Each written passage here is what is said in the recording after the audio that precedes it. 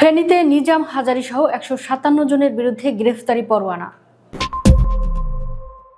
ফেনীর মহিপালে বৈষম্য বিরোধী ছাত্র আন্দোলনে কলেজ শিক্ষার্থী ওয়াকিল আহমেদ শিহাব হত্যা মামলার অভিযোগপত্র গ্রহণ করেছেন আদালত। এতে ফেনী 1 আসনের সাবেক সংসদ সদস্য আলাউদ্দিন আহমেদ চৌধুরী নাসিম, ফেনী 2 আসনের সাবেক সংসদ সদস্য নিজামুদ্দিন হাজারী ও ফেনী 3 আসনের সাবেক সংসদ সদস্য লেফটেন্যান্ট জেনারেল অবসরপ্রাপ্ত মাসুদ উদ্দিন চৌধুরী সহ পলাতক 157 আসামির বিরুদ্ধে গ্রেফতারি পরোয়ানা জারি করা হয়েছে। রোববার ফেনী আদালতের senior judicial magistrate Mohammad Hasan এ আদেশ দেন। আদালত ও পুলিশ সূত্রে জানা গেছে, 2024 সালের 4 আগস্ট মহিপালে বৈষম্য বিরোধী ছাত্র জনতার আন্দোলনে অংশ নিয়ে আওয়ামী লীগ ও সহযোগী সংগঠনের নেতাদের নির্বিচারে করা গুলিতে প্রাণ হারান ওয়াকিল আহমেদ শিহাব। এ ঘটনায় ওই বছরের 20 আগস্ট নিহত ফেনী সদর উপজেলার 5 গাছিয়া ইউনিয়নের কাশিমপুর এলাকার ওয়াকিল আহমেদ শিহাবের মা মাহফুজা আক্তার বাদী হয়ে ফেনী মডেল থানায় হত্যা মামলা করেন।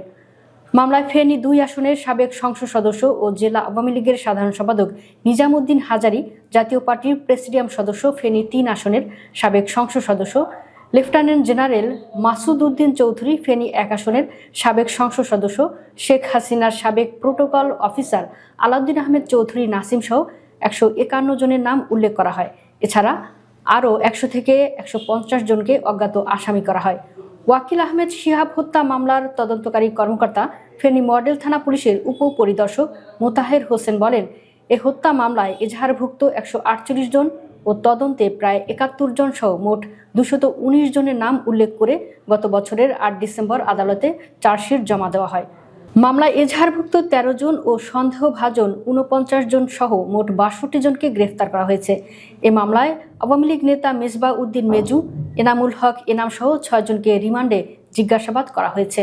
তাদের মধ্যে সদর উপজেলার ধলিয়া ইউনিয়নের 1 নম্বর ওয়ার্ডের ইউপি সদস্য, নবী মেম্বার ও ফেনী পৌরসভার 4 নম্বর ওয়ার্ড ছাত্রলীগের সাধারণ সম্পাদক ওসমান গনি লিটন হত্যার দায় স্বীকার করে আদালতে 164 ধারায় জবানবন্দি দিয়েছেন।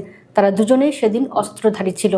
এছাড়া 1 আসামির নাম ঠিকানা মিল না পাওয়ায় ও 2 জনের ঘটনার সঙ্গে সম্পৃক্ততা না থাকায় মোট 3 জনকে চার্জশিট থেকে বাদ দেওয়া হয়েছে। মামলার বাদী পক্ষের আইনজীবী মেজবাহ উদ্দিন ভূঁইয়া বলেন, চলতি বছরের 18 ও 25 জানুয়ারি 2 দফা পর্যালোচনা শেষে রোববার আদালত চার্জশিট গ্রহণ করেছে। এ মামলায় 219 জনকে অভিযুক্ত করে আদালতে চার্জশিট জমা দিয়েছেন মামলার তদন্তকারী কর্মকর্তা। এ ব্যাপারে ফেনী আদালত পুলিশের পরিদর্শক সাইফুল ইসলাম বলেন, এ মামলায় 157 জনের বিরুদ্ধে আদালত গ্রেফতারি পরোয়ানা জারি করেছেন। আসামিদের মধ্যে একজন অপ্রাপ্তবয়স্ক হওয়ায় শিশু আদালতে তার বিচার হবে। আগামী 10 ফেব্রুয়ারি মামলার পরবর্তী দিন ধার্য করা হয়েছে।